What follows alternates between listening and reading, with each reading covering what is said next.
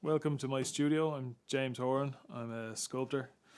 I've been based in Waterford for the last couple of years. I mainly work in stone, figurative sculpture, and I've recently started making some bronze and plaster and wax. I'm hoping to get involved in more exhibitions in Waterford again. I've an exhibition coming up next year in Goma, and we'll see how that goes. A good exhibition of sculpture only exhibition. Myself and Dennis Lynch. So anything with stone, wood, or bronze always takes quite a lot of time, which means there has to be a lot of planning as well. So I start with just the raw stone, a lump, limestone or marble usually. It start with kind of heavy tools. There's usually a few days of very dusty, heavy work, and then you get down into hammers and chisels and files, and it evolves as I go. I don't do any drawings or anything like that. I just start with a block of stone and start carving. I usually have the idea in my head, but the idea can change and move and evolve. And usually one carving will kind of spring forward to the next idea. And while I'm carving one, I'll get an idea for the next and the next. And I could have 2 or 3 or 4 on the go at once. What I found when I was in art school, what I found would happen is I'd make a maquette or a model, and I'd try and get it as exact as I could, and then I'd go to carve the piece and I was already bored of the idea. It had gone stale, so by the time I finished carving it, I was just sick to death of looking at it. So I prefer just to start with an idea and go for it. I usually use marble and limestone, so it's Italian marble, white Italian marble, or Irish limestone. They're the kind of, for me, they're the two best stones. They're hard enough to last forever and be good outdoors, and soft enough that you can shape them to whatever shape you feel necessary. I have done animals. So my human form is my main thing. Most of the animal stuff is actually some sort of a kind of a half breed of human with animal parts, or vice versa, or an animal attacking a person. But I did some horses a while back as well, and because we're surrounded by them. So, um, but it's mainly human form. The figure has kind of, even when I change mediums, even if I start working in bronze or try and play in wood, it always goes back to the figure eventually, no matter what I do. So it seems to be what keeps me going. I range from the very big to the small, and again things go in cycles. So I could be working, if I'm working on a lot of small scale work, by the end of it I'll be itching to work on something really big, and then by the time I've finished making a few big pieces, I can't wait to get back to something small.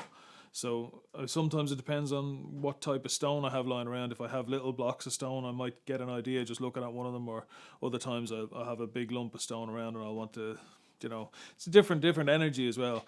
When you're working on a bigger piece, you could spend, a week or 10 days just really heavy, dusty, dirty work, and it's quite a lot of fun and everything, but it's pretty industrial. So there's something quite nice about the intimacy of a small piece as well, and the silence of it, relative silence.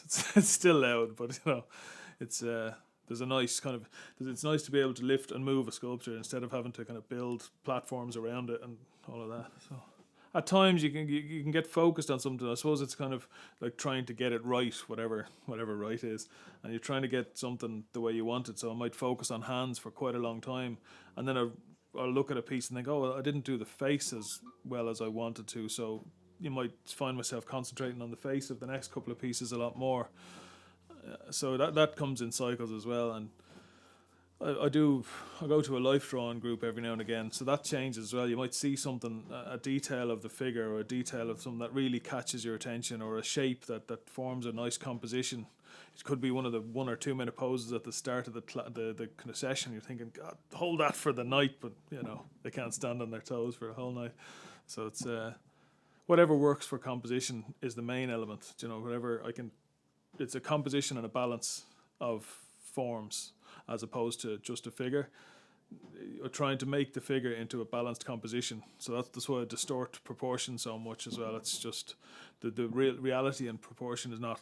I'm not going for Bernini and Michelangelo. I'm just trying to make something, an interesting shape that happens to be a figure. Sometimes I get into a kind of a deep theme, or that holds me for 6 months or a year. The last one was about war and anti-war sculpture, and it was a really kind of heavy subject to be thinking about for 6 or 8 months straight. I did the exhibition and all that, and then since then I've been kind of just doing compositional pieces and having a bit of fun and playing with stone and getting involved. I'm trying to do divers now as well, and So the idea of making them float is the thing. So you try and hide whatever you use to make them stand up, like a stainless steel bar could be in the middle of it but not seen. So that's the trick with them. It looks nice. You can make them kind of hover above water or float up with only the tiniest things holding them up. So you have to get the balance right and make sure it's doesn't fall over.